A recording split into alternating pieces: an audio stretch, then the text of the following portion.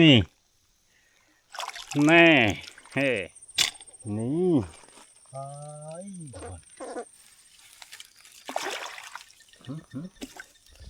เดี๋ยวรุดเด้อ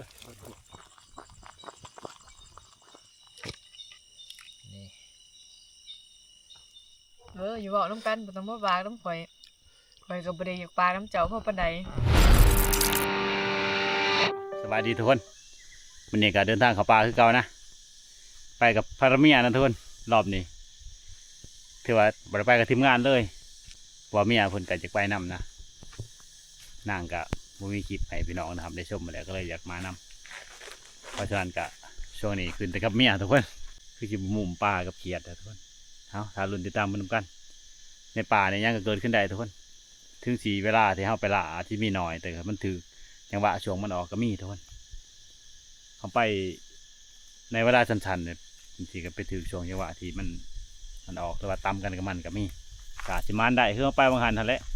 ขณะเขานอนอยู่ในบ่อนก็ยังมานเอ้านี่เลยเนาะสบายดีเจ้าก็บลาบจิงเถื่อเนาะแห้งยังมานำฤดูน้องบ้านนี้ติดเลยดิติดปลาหรือติดผัวติดป่าหรือว่าติดผัวติดผัวยันผัวมีผู้เจ้าหน่อยผัวคอยเฮงหน้าตารอเราหัวบัดทนันแล้วนี่ผมรอโหหน้าเต็มบริโภคพอดีเต็งตึงคือหยังผมรอเนี่ยเบิดอันนั้นแข่งสารวัตรมากองน้ำเพื่อนเบิดก็จังว่าประสดใจตัวเองดีเนาะจะได้กันจังหนึ่งนี่บริประชดได้บ่อยลีแล้วน้อยรีบนี่แล้วอุกใจจะนี่ยังจะเอาคำรอไปไว้ใจโอ้พูดกระเดียกระดออะไรโอ้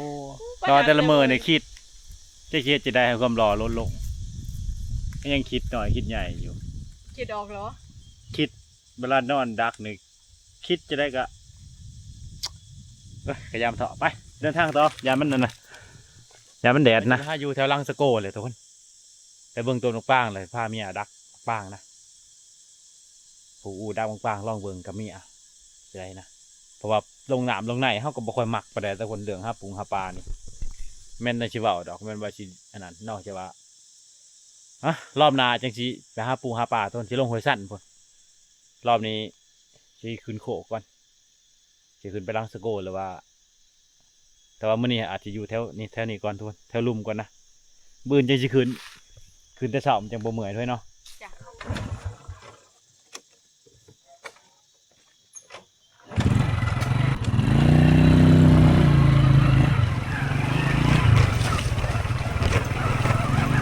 1,100กับอ้ายบ่สบายไปกุเลาะนะทุกคนชวนเฮาอยู่แต่ว่าเฮาไปกับเมียก็เลยบ่ได้ไปนำนะแต่ว่าสิพาเมียไปนำกะมันใกล้นะกุเลาะต้องลงขึ้นผู้ลงผู้นะจะเอารถขึ้นไปเลยนะทุกคนนี่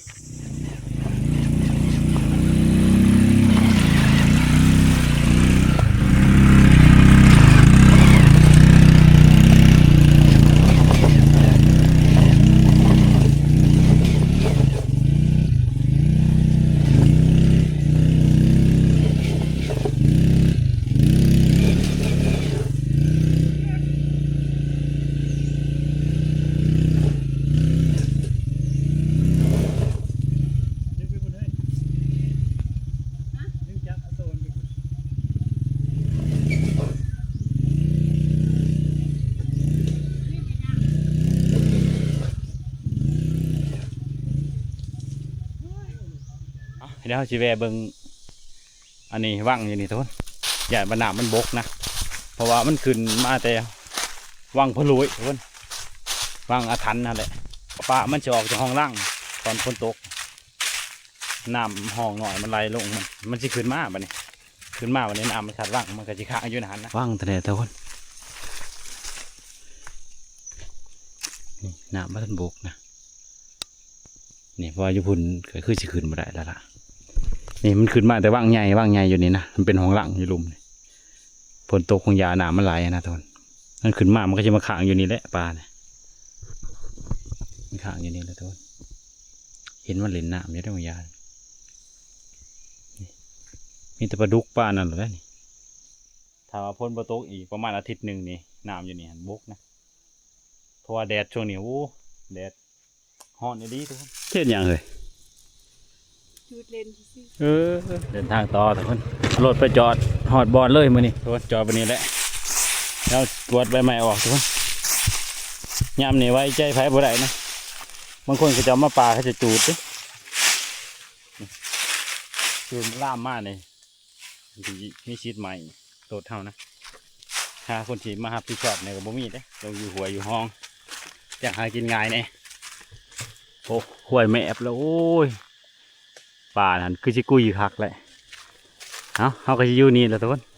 เอาอยู่นี่แหละมื้อนี้พอได้ใช้หม้องใส่หยังนะหม้องเขาก็เอามาท้องด่างซื้อมาใหม่ๆเลย มองก็สั่นไปแล้วหมา เอามาอ่านแล้วโอ้ปลาบ่อย ม มาแรงก็พอได้หาเลาะอันนั้นยิงป่าตัวนาก็เอามารอบนี้บอกว่าคือบ่หิวแนวกินแล้วนะรอบนี้ฮะนี่ของแท้เลยนานี่เปลี่ยนหัวได้นะทำเผ็ดแบบคันทุกคนก็เลยที่เบิ่งคลิปเฮาได้ดูคือสิฮู้นะบ่อธิบายหลายดอกนี่ทุกอย่างมีแต่เล็กเบิดทุกคนนี่มีแต่ตัวนี้นะใหม่นี่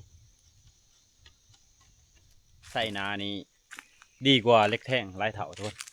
ก็จะว่าดีกว่าเล็กแท่งนี้แท่งน้ำเลิกกับบ่ได้ทุกคนแล้วก็แท่งในหินกับบ่ได้นะเล็กแท่งนี่นอกจากว่าปลาใหญ่คันว่าปลาใหญ่อยู่ในน้ำเลิกกับแท่งบ่ได้ทุกคนเล็กแท่งนี่เบิดซิดเลยคันว่าหาอยู่หากินแถวผู้นี่ใส่บ่ได้แล้วนะนอกจากว่าไปตามให้นุ่งให้หน้าพอทุกคนเหมาะอยู่เพราะว่าน้ำมันบ่เลิกน้ำตื่นแต่สุดท้ายบ่สบายบ่ค่อยมักใส่ทุกคนเล็กแท่งนึงมากอะปลาหน่อยก็แท่งมาถืออีกอย่างปลาเธอถงเขากับว่ามันสิใหญ่นะหนึ่งปลารสกับไม่อยากถือนอกจากปลาทำแคนพวกแล้วก็ซัมโปรตีนซัมเนี่ยก็แท่งได้อยู่รวมๆแล้วก็บ่เหมาะนะเล็กแท่งบางหันก็คือเล็กแท่งคนมักใส่ไปใส่มาพอมาใส่นาแล้วก็ทิมเลยตอนนั้นบ่มักเลยนานี่น้ำตื้นก็ใส่ได้น้ำเลิกก็ใส่ได้นะเล็กแท่งนี่ใส่ได้แต่น้ำตื้นน้ำเลิกนี่เบิดสิทธิ์เลยมองเขาก็ไล่แล้วนั่นนี่เขาเห็ดใหม่นะเพราะว่าคันทำบ่ได้นะทำโบราณภาษาเนี่ยมันสิโยงทุกคนมันจะออกลายโผดนะนี่มาสองด่างตัวนี้มองโปพอดีเลยทุกคนพอดีฟิตนะมองโปนี่ส่วนตัวนี้โปถวดโปรวมๆจะหน่อยเอาใส่แต่ด่างเดียวเลยทุกคนใส่แต่ด่างตัวนี้นะอีกอย่างปลาใหญ่คือสิบมีนะเท่านี้ตามที่เขาเยื่องเบิ่งไม่ค่อยมีนะไม่ค่อยเห็นถ้ามีเห็นนะทุกคนถึงบ่สิบอกจะทำก็ตามก็เห็นไปแบบประวัติอันนี้บ่มีเคนนี่บ่ค่อยมีตัวนะเดี๋ยวเฮาสิเอามองไปใส่ไว้ก่อนใส่ไว้ดวงตะเว้นเลยได้เพราะว่าแมลงนี่บางทีเฮาอาจจะได้เลาะจ่ายถึงหาเบิ่งหมกปลาคันพอบอลคักๆกะสิพาเมียไปนั่งต้นหมกปลางนะ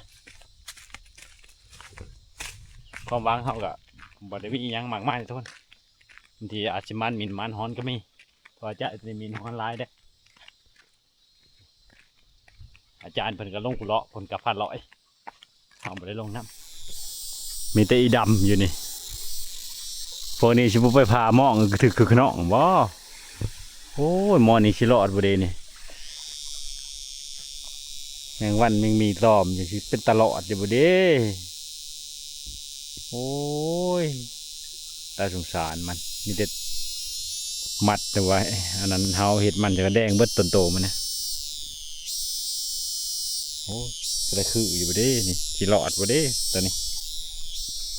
เขาแม่อาบน้ำยังว่าเพิ่นอยู่โคกจะคุ้ยพอได้คืนมาก่อนหมูเลย2 4 6 8 10 12พอดี14โต14โตจะคุ้ยหมูจุได้นะแต่ว่าคุ้ยในคนในบ้านได้เลยทุกคนเขาเบิ่งคลิปเขาก็เห็นอยู่แล้วว่าคุ้ยเขาอยู่นี้นะโอ้มีลูกป่าทุกคนลูกปลาคอนะเด็กยับเลยว่างที่เขาจะมาใส่ก็คือว่างตัวนี้นะตามที่เขาลงหมดยิ่งกันป่านะมีอยู่ทุกคนว่างตัวนี้นี่นะอยากตัดไปตัดมาอย่างนี้แล้วทุกคนเอาโอเคลงไปใส่ก่อนตอนใส่ในอาชีพบริไทยเห็นนะทุกคนใส่แต่ด่างเดียวนะทุกคนเพราะว่ายันบ่ถือขี้ขานกูมองนะขี้ขานสร้างเบิ่งลักษณะท่าทางคือสิบ่ค่อยมีป่าไปได้ดอก วังมันก็บ่ค่อยใหญ่นะคือวังอยู่เทิงน่ะวังหูแผ่วหันมีหน้าป่าแต่ว่าเฮาบ่หันลงอีกวังซะนะคนหากินหาอยากหลายช่วงนี้ทุกคนเพราะว่าผู้ใดไปก็มีแต่ลงหัวลงห้องนะช่วงนี้ผู้ใดไปก็อยู่หัวอยู่ห้องอยู่บนหน้าบันไดมาแล้วนี่ฟังเถอะเฮ้ยมีแต่บอลคนอยู่บ่มีนะฝั่งน้ำนี่เบิดเขาจะเอาเก็บอะไรเลาะลงไปลุมอีกทุกคนบัดนี้บักหน่อยนี่ยังบ่ทันลงหน้ามันน้ำเขาบ่ต้องเทื่อมาหาเลยแต่ว่ามันบาดนะทุกคนขวายตัวนี้ในขามันนะมันบาดนะจะขวายผู้ใดคันเห็นในคลิปนี้ก็มาเบิ่งเอาเด้อนี่มาส่งชิเลาะเพราะว่าแมงมีแมงวันยามนี้มันลายนะทุกคนยามแหลมนะมันต้อมมันยั่วๆอยู่วางแต่แล้วเห็นปลาดุกนะแล้วเหยียบบางอย่างถือมันนะจะมันจะอยู่ใส่แล้วบ้านนี้บ่เห็นสามตัวแต่ว่าปลาดุกอยู่นี่มีนะมงมันหันแป้นขนาดแต่ว่าเขางมหาบ่เห็นเรียบร้อยเฉยอาหารมายืนนี่แม่เฮ้นี่ มาส่องมึงเฮาทุกคนเขายืนไกลๆนี่นี่เขายืนอยู่นี่ทุกคนเขายืนเบิ่งป่านะมันก็มาเงาะไอ้เบิ่งเฮาไม่ได้มีลูกเท่าทุกคนตัวนี้นี่มันลงเลิกเติบแล้วทุกคนลงเป็นคืบแล้วตะบิดเฮาก็ยืนอยู่นี่เฮาบ่ได้เบิ่งเพราะนึงแต่เว้นมันส่องมามันเป็นอะไรคือมันเป็นเงาป่านะทุกคนเฮาก็เบิ่งเอาแล้วป่ามาส่องเบิ่งไกลๆนี่ก็ห่างน้ำแต่ยังดีที่กดบันทึกครับพี่น้องได้เห็นน้ำมาแล้วเด้ได้แนวกินเพลนแล้วนี่ไปเมื่อนี่มาแล้วทุกคนเอาบ่งอจะดอกบักประดูหัวไปไปเมื่อก้อนบ้านนี่ยิ้วเข่าแล้วเลาะไปเลาะมาท่านี่ให้เมียนั่นดังไฟต้มพังน้ำลวกพังน้ำถ่าเอามาเลาะเบิ่งอยู่ลุมอันนี้ที่มีเลยป่ะไปมาแรงเขาเลาะเยื่องเอาทุกคนไม่ได้จอบยิงเอาทนอยู่นี่นะมันออกมาแต่ลำแต่ทำมันออกมาเลาะเล่นอยู่ในเบิ้งจะขึ้นไปนั่งนานจะเข้านะบ้างยิงปลาได้นกจุลกกมาพวกตกเลยไปลงมันขึ้นมาแต่ใช้แล้วทนมาจับอยู่นี่นะเฮานั่งอยู่นี่คือจะเป็นออกตัวตัวนี้มั้งเฮาได้ยินกกเลี้ยวไปแล้วก็เห็นเฮาก็แล่นเขาแล้วก็ปีนกดมาแล้วก็ยิงเลยเพราะว่ามันเกะไก่ยาเขาใส่ลูกหวานเรียบร้อยนี่อันเดนกจะรบกกโอ้ยยังมาทำตายด้วย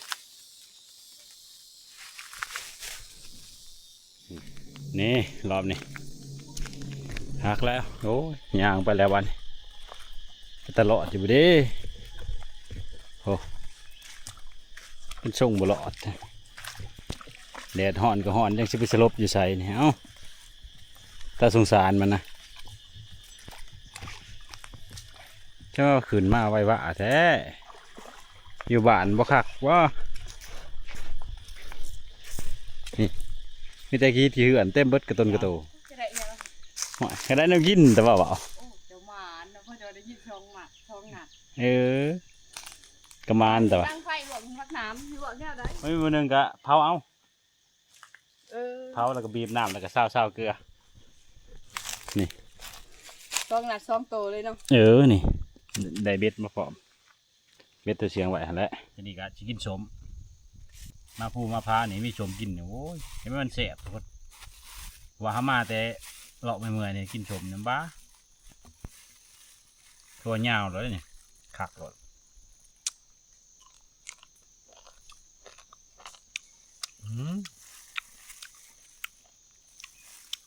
วัฒนะ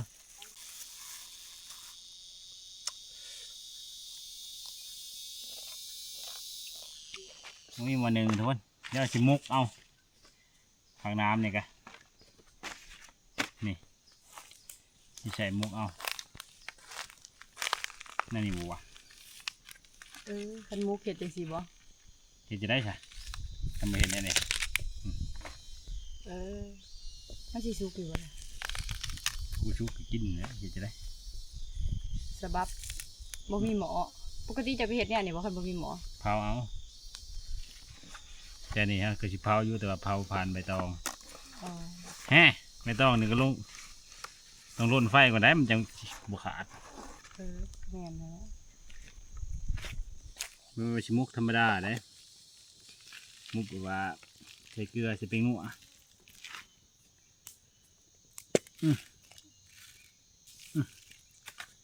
เป็นนัวนี่โอ้ยเกลือกับบ่เติมเลยเนาะสิเบิดแล้วนี่จะไปมันแหน่ไม่มีสิเกลือสิใส่ซ้ำ โอ้ยสะถูว่าทอนให้มันมานทอน โอ้ว่าบ่ได้แล้วเว้ย ถ้าได้ให้มันมานก่อน อืม เด็กจะไปนวดเนี่ยนี่ดอกบ่ไปนวดทำร้ายปานนั้นก็ได้ดอกคือจะไม่ใช่หล่น มันยังสิโดน หน่อยก็มีในหันแหล้วโอ้ยใส่เอาพริกค่ะ เนาะเรื่องของข่อยที่ข่อยเฮ็ด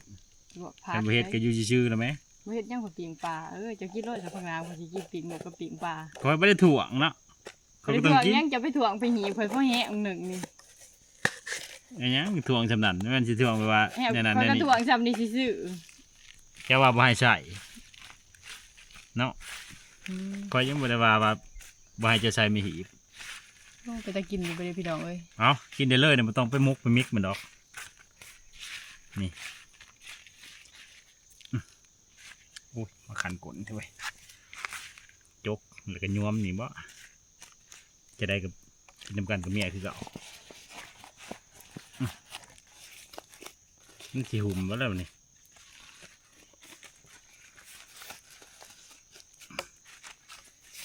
เอาแล้วมันบ่หุ่มได้นี่เฮ้ยเฮ็ดจะได้ละบัดนี้ จักแล้วผมก็บ่เคยเฮ็ดจักเทื่อทางผมก็ยังบ่จักแล้ว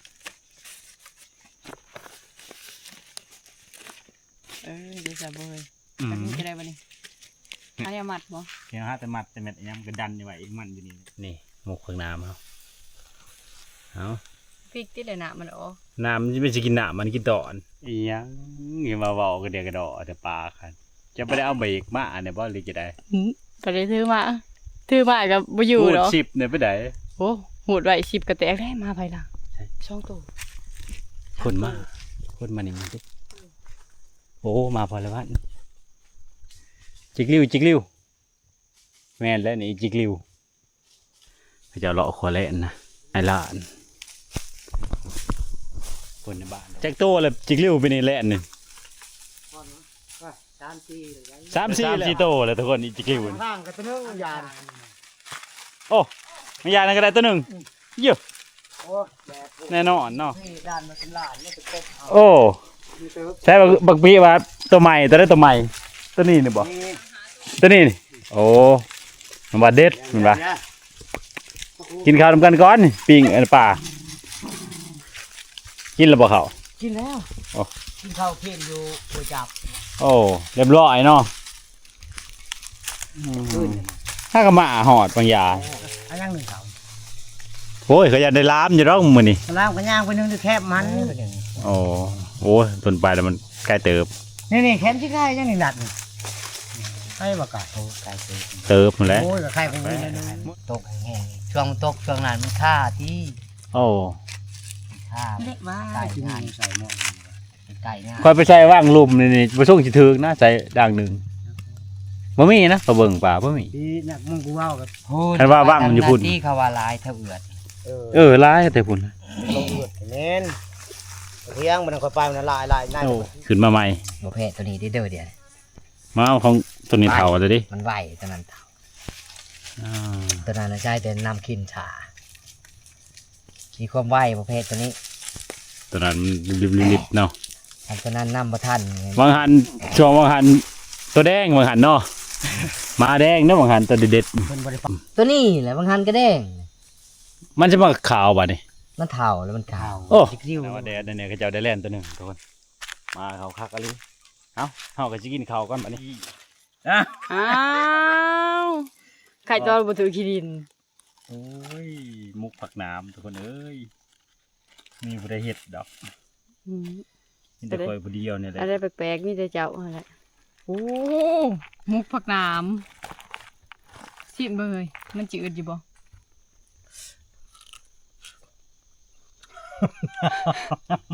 มันบ่จืดกันเป็นเดียวดิบ่มันเป็นจังได๋ มันก็แสบแล้ว ติ อืม โอ้มันก็แซ่บบ่ติ นี่ก็มันติดปาก พูนแจ่วอยู่พุ่น ใช่บ่วง ใช่บ่เฮ็ดหยัง เอา คน เอานั่นใส่ เล่านี่เลยเนี่ย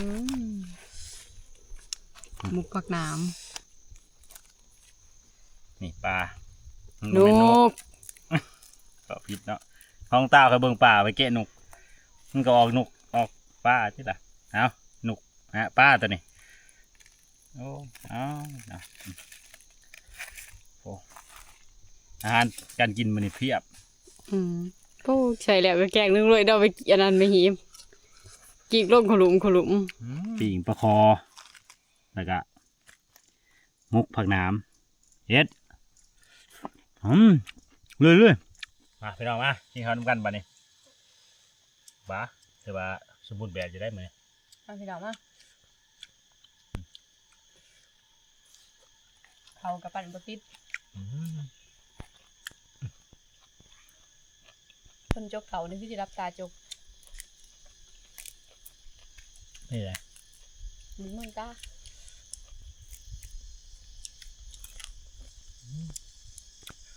นกป้าอาหารไหนคือว่าสุดยอดอยู่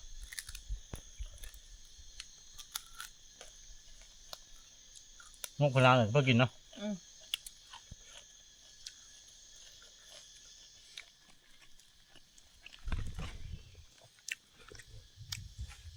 โอ้ควรไฟกะ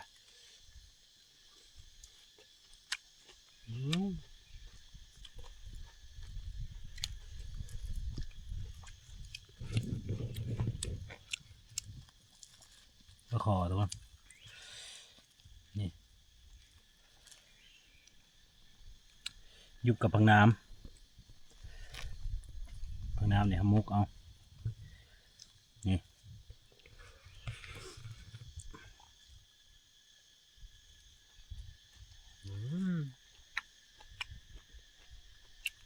มาตัวนั้น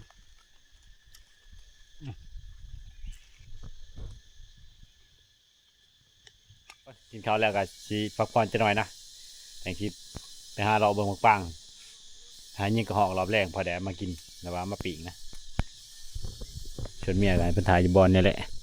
แค่ว่าจะคืนอยู่ล่างสกูเฮาก็ขี้ขานไปกลัวหม้อเดินไปใส่กันบื้นเช้าเวลาจังสิได้คืนไปทุกคน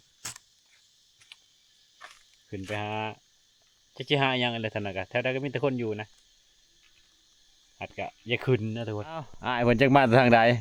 จะได้จ้ะมาจากใดไปจากใดบ่ฮอดนี่ โอ้ยไปนำไปอีกเพิ่น นำ1,100ไปอีกเพิ่นว่าไปนำเด้อจักสิไปหอดเพิ่นจักบ่ เด้มองก็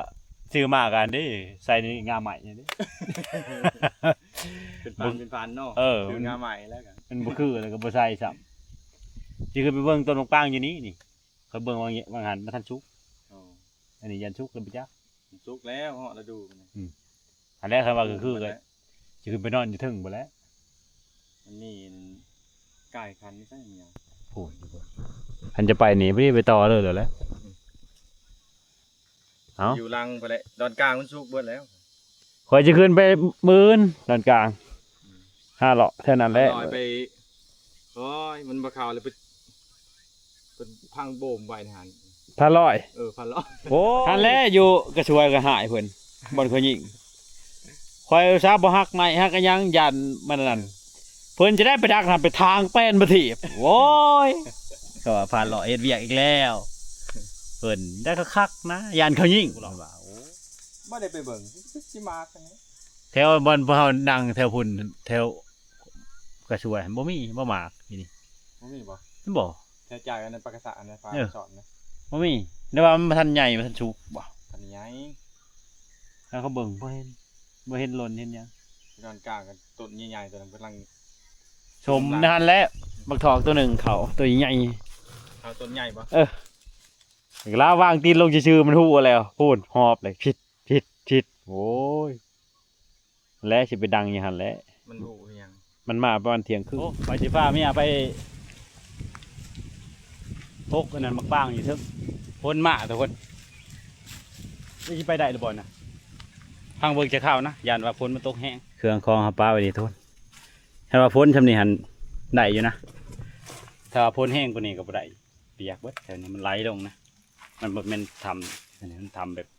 สลบลงนะทุกคนทางเบิกจะหน่อยมันบ่แห้งดอกเบิกส่งว่าจะมากินน้ำอยู่นี่คือคักจะได้คุ้ยมากินก่อนจนบกทุกคนเอาเดี๋ยวเอาสิซาคักทุกคนพอได้กินนะซาเอาขี้เหงื่อเอาหยังออกไปซาแล้วล่ะทุกคนเห็นแล้วจะขึ้นไปนั่งอยู่เทิงทุกคนไปดังยังก็หอกนะคิดว่าคือสิสุกแล้วมักบางอยู่นี่พอเขาไปบางอย่างมันเหิมน่าสิสุกนะนี่ขึ้นพักตัวนี้แล้วก็พักที่สองก็เหาะเลยนะเจอแล้วเฮ้ยฮะ นี่คนใหม่เลย คนใหม่เลยคนก็ไปโปรยมาทุกคนไปเลยเห็ดพะโล้ใช่ไหมให้มันตกทันเห็ดพะโล้มันไม่ตกทำทุกคนทางหมิ่นนะถ้าว่านั้นเขาจะเป็นดักที่นี่เล็บแมลงนี่ทางมันเบิ้งเล็บมันมามันจึงกับหากใหม่ตัวนี้เล็บมันขูดนี่ทางในกล้องอาจจะไม่ชัดเจนไปได้นะแต่ว่าเขาเบิ้งตัวจริงโอ้ยแป้นขึ้นยังนี่ทุกคน หวานชิมไหม คนตาบอดนี่กินกระเมื่อ มาสมคักเทียกันเนาะเดี๋ยวจะมาเบิ่งต้นนี้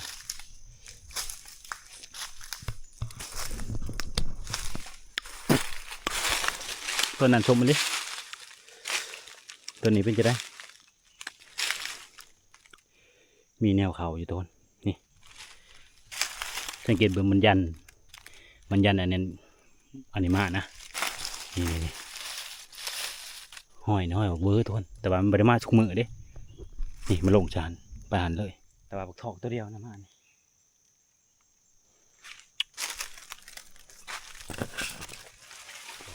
ปาง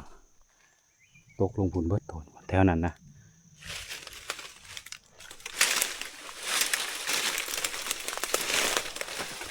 ก็ห่อกินขนาดต้นตัวนี้นี่ห่อกินได้แล้วดักนี่ก็ห่อมีได้โอ้เบิ่งนี่มันกินโดนหมากเน่าก็ร้ายนะหมากเน่านี่โอ้ยคักต้นคักต้นตัวนี้ก็ห่อเขาไปเวอร์กับเขานะนี่เบิ่งมีเกล็ดมันคัก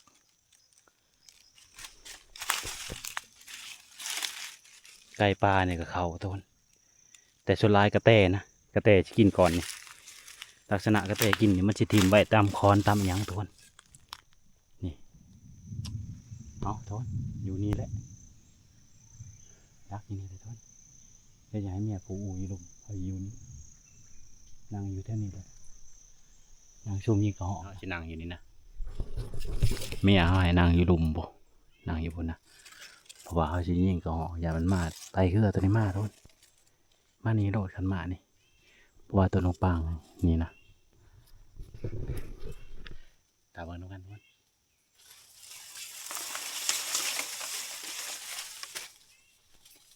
นี่นั่งในขี้ดินนะทุกคน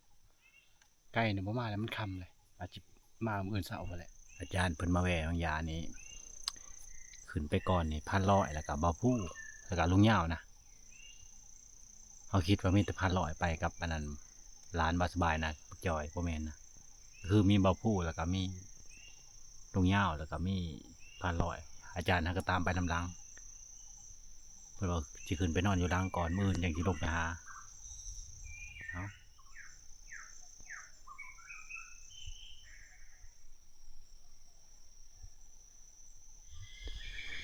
เม็ดทนมาเป็นแนวมานะก็ขับมาเม็ดเลยสงสัยเขาตอนเสาร์ทุกคนบ่คือเลยทุกคนคำเลยไปลงนะก็หอกที่ซีเมนมีตัวเดียวนะทุกคนถ้าว่ามันลายตัวมันต้องมานะตัวหนึ่งกับตัวหนึ่งอันนี้มี แสดงว่ามันเขาตอนเสาร์ตัวของห้องตัวนี้ปีนี้มักป้างบ่ค่อยร้ายไปได้นะตัวแต่ที่มันสิเขานะบ่มีบักเวอร์กับเห็นห้อยบักถอกตัวเดียวมาอันนี้น้อยนักจะได้ยิงมันจะได้เฮ้ยโอ้จะหมัดคักน้ำบอลจะอยู่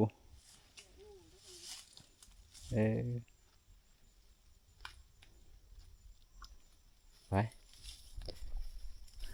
เมื่อมาเนี่ยลองโคมใหม่ทุนมานี่โคมตัวนั้นตายเลยก็เลยซื้อตัวใหม่มานะจะจังได้ตัวนี้จะคิดทนจังได้ถือมามันก็เหลื่อมตานะตัวนี้เขาก็เลยทาสีดำตัวขอบมันนี่มันก็ต้องมาตอบตานะบางครั้งมันเป็นอันนั้นมันตอบกับสายตาเขาปาสบายก็เลยทาสีดำไปเลยขึ้นมาเสียเถียวนะคิดว่าจะกินอันนั้นปีงกระหอกก็เลยขึ้นมานั่งเบิ่งต้นเดี๋ยวมันเขาอยู่แล้วตัวนุกป่ะฮะ กระบังไปหนึ่งเขาไปร้านเขา นี่ลงอยู่นี่แล้วอยู่หลุมนี่เนาะ นี่นะคือรถคือตัด นี่ดีนี่ ใช่แล้วยังผิดพลาดอีกที่สุด นี่อยู่เนาะเอาสิตัดเอากระบังไปล้ามเขากันทุนเกือบไม่ลงนี่น้ำตัวซาบางแรงเนี่ยทุนเต็มเลยได้นี่เต็มกระโบกเลยโอ้คักนอนน้ำเลย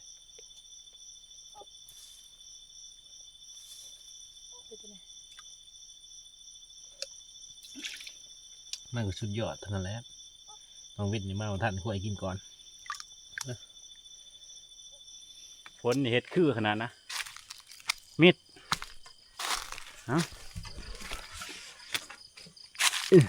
เอาใหม่มาพอเลยล้ามเขาตอนเสาร์นี่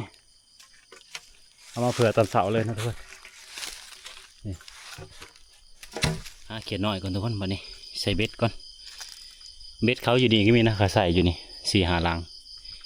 จะเอาเบ็ดเขาเลยใส่ทุกคนเบ็ดเท่านี้ปลานะใส่เบ็ดเขาก็พอประมาณก็ลงทั้งน้ำมานี่นี่อาวุธเท่าลอมเนี่ยไม่ต้องห่วงเพียบนี่เห็นแต่ตามันทุกคนก็จะเป็นปลาดุกนะเห็นตาก็ยิงตาเนี่ยแหละอยากจะได้มันเห็นโตมันไม่เห็นบ่วะมาเบิ้ง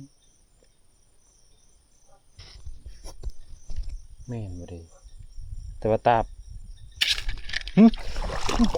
แม่นทุกคนแม่นนะปลาดุกตัวใหญ่บ่วะ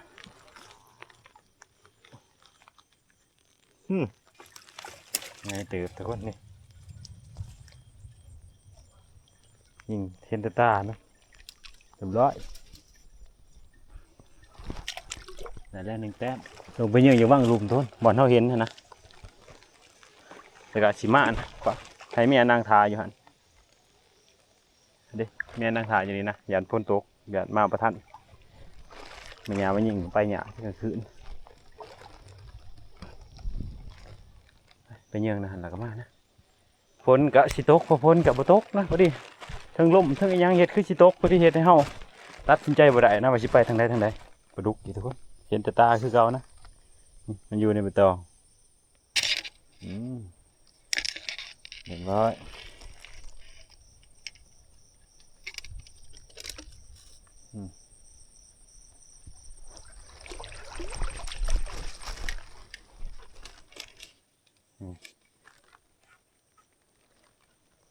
นี่ทุกคนตามเลยนี่วางนี่เลยทุกคนเห็นวางแหลงนี่แต่ว่าเอาง่มหาก็บ่เห็นนะกบลายเลยทุกคนนี่เอากบก่อน2 ตัวใช่ดิโอ้เห็นแล้วตัวใหญ่นะเรียบร้อยทุกคน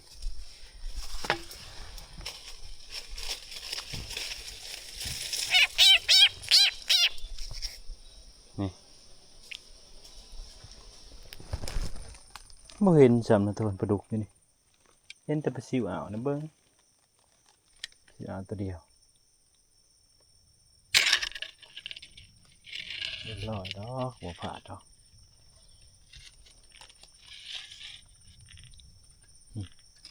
นี่ตกจับปลาทุกคนจะได้มาอยู่ในนี้นะปลาดุกนี่มันขึ้นมาแต่วางตัวนั้นปะจ๊ะน้ำตื่นๆนี่ทุกคนนี่ไปทุกคนนับเท่านั้นความใหญ่นะก็มันไปถึงนี่น้ำมันเลิกทุกคนมาอยู่ในนี่มันขึ้นช่วงนี่เด้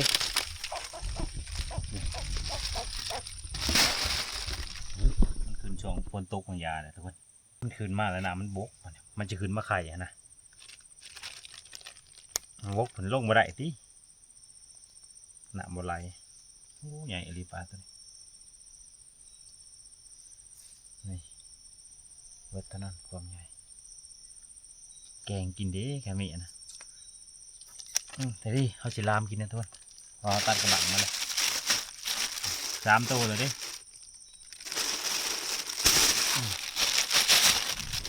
นี่เสียงปุ๊บอยู่ทุกคนถือเลยไปจักโมเมนอุ้ยถือเลยทุกคนถือประคอแล้วนี่เรียบร้อย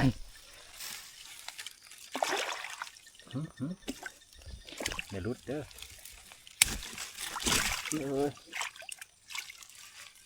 ว่ามันเกาะจังไดดี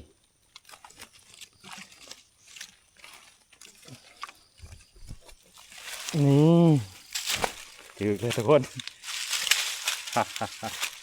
มาเลยนี่โอ้ปลาไม่ไข่เลยนะอีกลึงเลยปล่อยปะฮะเอาฉันบ่ปล่อยก็บ่ปล่อยปล่อย ตัวใหญ่อยู่เนาะ ปล่อยตัวเองก็อดเนาะปั่วขนาดนี่ เพิ่งจะเลาะเบิ่งอยู่บนเทือถืออีกจักหลายปีนะประกังแต่จนบางใหญ่มัน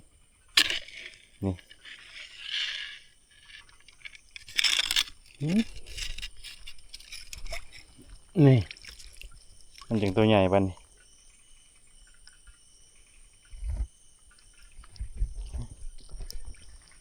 มาเลาะเยื่องอยู่เทิงนี่ทุกคนกบ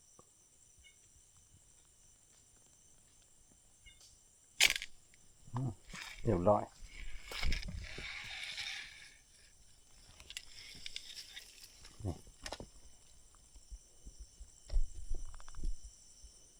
มาบอลโดนมาเนี่ยลามเขาได้ปะเนี่ยไม่มาหนึ่ง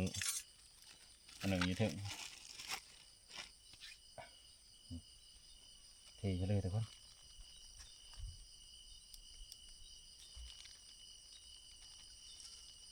บังไฟ500,000ที่เรานะ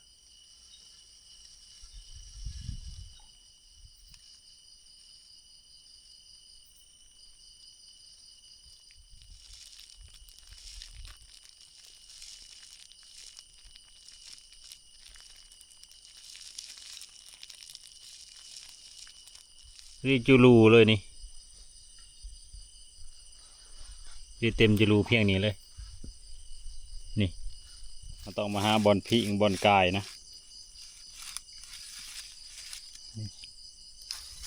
นี่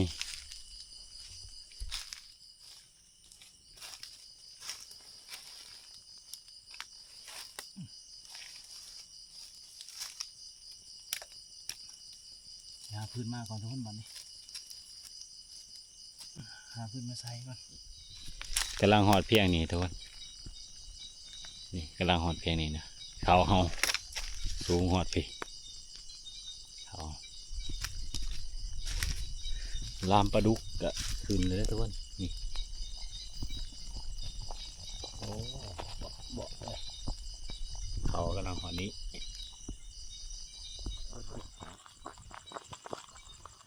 โอ้ไก่เลยทุกคนไก่แล้วหอดนี้แล้วเด้ได้ประมาณ15 เซนก็ได้กินแล้วทุกคนได้ประมาณนี้นะ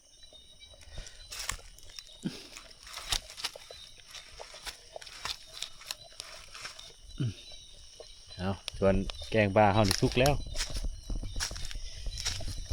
ลามปลานี่สุกแล้วนะทุกคนเอาเฮ้ยมากินบ่ขาวนี่เออ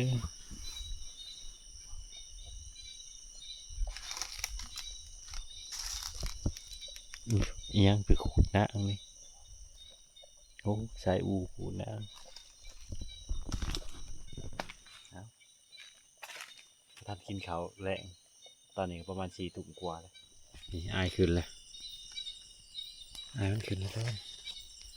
นี่อายมันขึ้นมาแล้ว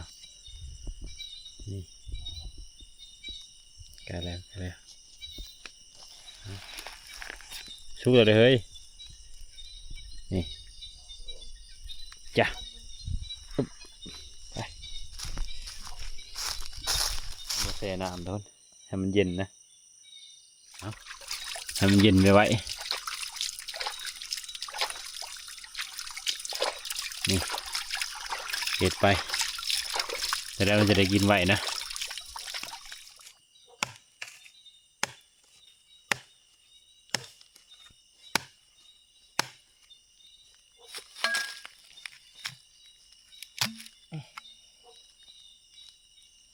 น้ำนี้สามารถชงกาแฟได้เลย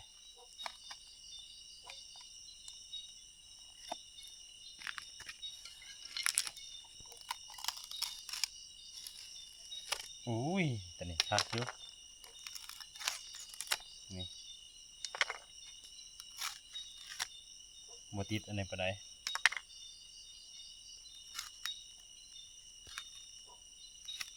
นี่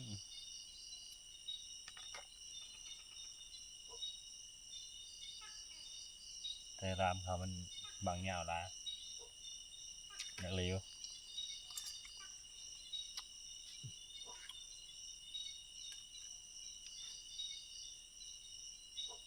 ครับเหรอเข้าอยู่ครับ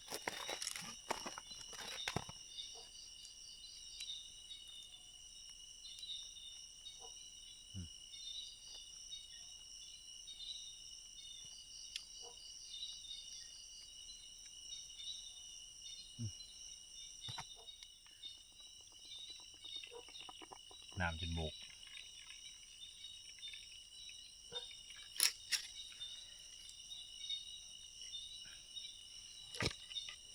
นี่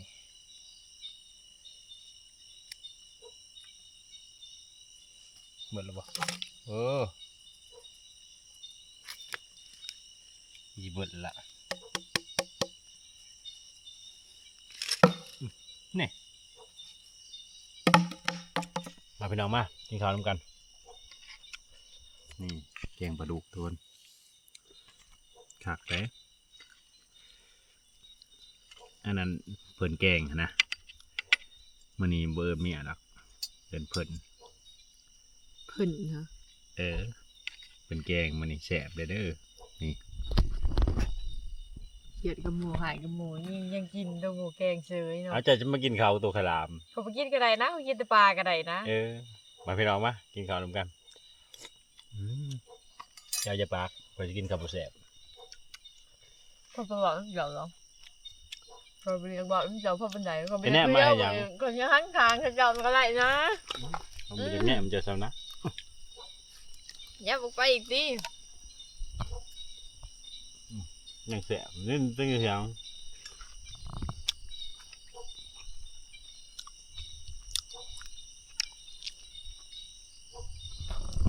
เอาจะเห็นยังเฮ้ยเออ เราจะเกลียดมันก็จะทอนเฉยถ้วยเดียวกินผู้เดียวแล้วบอกพอได้ข่อย เจ้าใน ต้น สม ถ้ว คู่ ย อัน นี่ เนาะ เจ้าก็บ่ต้องต้นน้ำผอยใช่ไหมยังต้นน้ำผอยคือเก่า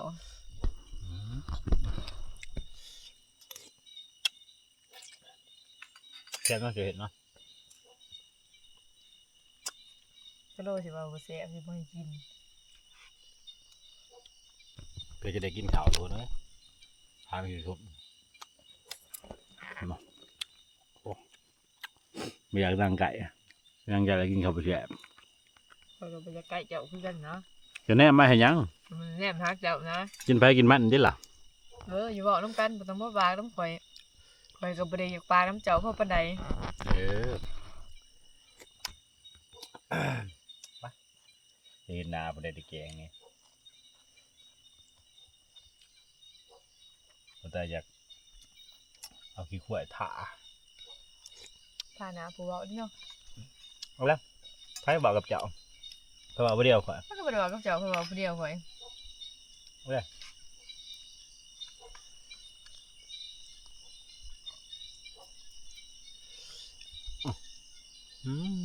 ผู้ใหญ่ลุงแซ่บไปเลยเขาหนึ่งเองเนี่ย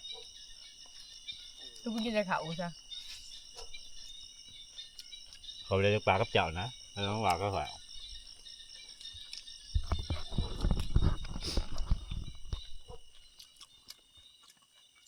จะมันมาเบื่อผัวแต่เด้แต่อย่างอย่างเมื่อวานแต่เด้เขาเจ้าจักได้มันสิย่างเมื่อวานความเกลียดของวันนี้ ไปเขาจะมาส่ง ไป ผมบไหว้จะยาวๆจะนัดปลากระไวกลางทางอีก เราไปส่วนเจ้าแว่หรอกนะเราไปเห็ดอีหยังกับเจ้าดอกแต่เมื่อส่งข่อยค่ะ เชื่อใจบ่ได้คนจะมานี่ไปนำเทอเดียวกันยังอันนั้นเลย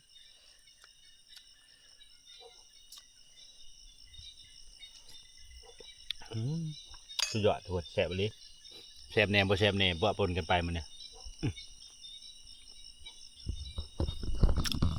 บ่แซ่บหย่อนหยังฮะบ่แซ่บหย่อนหยัง เสียงรบกวนจากเสียงอะไรยังหรือแววในหูเนาะกินข้าวก็บ่แสบ มันบ่แซ่บหย่อนเจ้าเองบ่จ้า โอ้เดือนมันทันตกทุกคนเดือนที่ตกประมาณที่2ที่3พุ่นก็ยังไม่ได้ขึ้นไปดักแล้วนะมินครับฝนส่งเนี่ยขึ้นมาแห้ง ว่าเหนื่อย ฮะแล้วโดนมาได้คืนมือเช้าจะกินยังนั่งกระขักก้นจักบาท นี่ทางขาดหยังคือบ่ทอยยับปอกไปอีก ชอยังกับเจ้า ซอและพอบ่มักเด้กระเทิดบ่ได้พิดกันมื้อนี้แล้วก็พิดกันให้มันสุดซะ เออ มื้อนี้อารมณ์บ่ดีบ่ได้พี่น้องมื้อนี้ แทนที่จะหยาดนั่นนั่นนี่เบิ่งข่าวบ่มีหยาดบ่ดี มันมีชลดใจพอดี เจ้าระวัง จะบ่มีบ่อนให้ยะก็อีหลีนี่ น้ำแกงประชาชนตาเจ้ายันเงาเติบอยู่แล้ว เกลือข่อยก็ผูกเจ้าแล้ว จะเจ้ายังมาผูกประชาชนเจ้าก่อน ข่อยก็กำข่อยก็ผูกแกงสะไปจังซี่มันสิบ่ถือเนี่ยบ่วะ อยู่บ้านกินข้าวบ่แซ่บ ข่อยสิปาก น้องหู ข่อยสิเอาผู้เดียวข่อย กินเขาวยังไม่อยากเบิกหนาใช่ปาก ข่อยก็บ่เรียกเลี้ยวมึงเจ้าคือกันเพราะปานใดนะ ให้เก็บให้ก่อน เจ้าคือสิบ่เกลียดข่อยเนาะเป็นข่อยได้สิเกลียดเจ้าบ่เจ้าเป็นคนเฮ็ดให้ข่อยนี่ข่อยบ่ได้เฮ็ดให้เจ้า เฮ้ยเจ้าอหย่าง เจ้าเฮ็ดหยังซะข่อยเกลียดเจ้าย้อนหยังข่อยหายเจ้าฮะ เราต้มโอมันติน เออ ในเจ้าเขากินน้ เราจะได้บัดนี้ ำก็ไม่ให้กิน เราจะได้บัดนี้ เจ้าก็เครียด เจ้าก็ฮู้เนาะหมูกระเขียนเนาะแต่ก็จะบ่ให้หมูกินน้ำเนาะ บ่ปลาดุกผูมันตั้งแสบรีได้นี่เบิดเท่านั้น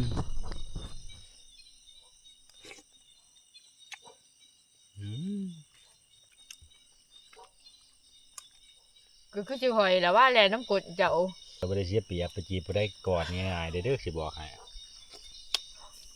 ฟังจะฟัง ผู้สาวนี่เป็นปุ่มด้านน้ำกรดนะแต่ว่านั่นกันญาติกันจำประชิวที่ลงต่อนะขิงกัน ปานนั้นเลย คอยฮักจะได้ยังไปตกคุม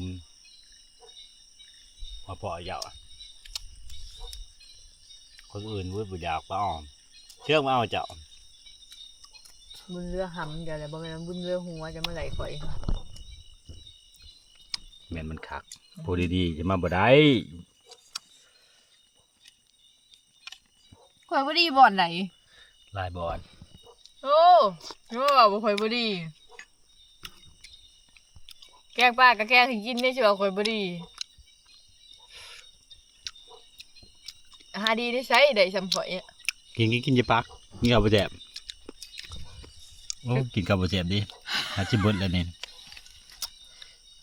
นี่ถ้วยนี่สิเบิดแล้วกินกับบ่แซ่บ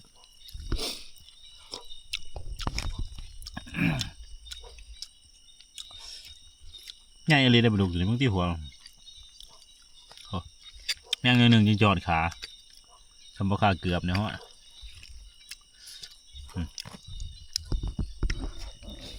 เราจะขึ้นไปดักมินก็ไม่อยากแล้วทุกคนเอาโอเคทุกคนมานี่คลิปนี้ก็จะข้อจบไปทีนี้นะจะได้กะขอมขอบใจหลายๆที่ติดตามรับชมเอาถ่ายติดตามกันคลิปต่อไปทุกคนแนวใดอีกดิคือจะพิดกันชุดทางมาเบิ่งชมพิดกันแต่ทางมาจนคำมานี่ผิดเป็นช่วงเป็นขั้นตอนได้ผิดแต่ขั้นตอนที่1จนหอดขั้นตอนจักที่เท่าไรเลยบ่จือแล้วผิดกันเลยย่างขึ้นหน่วยผู้บางอย่างเนี่ยก็ผิดกันนะแล้วก็เว้านำกันแล้วก็ลงมาก็ผิดกันอีกนี่เริ่มดีเลยเด้นี่เริ่มเว้านำกันอีกเอาโอเคนะแต่ติดตามคลิปต่อไปทุกคนจะมาจะใจเฮ้ย เฮ็ดหยังก่อย เออ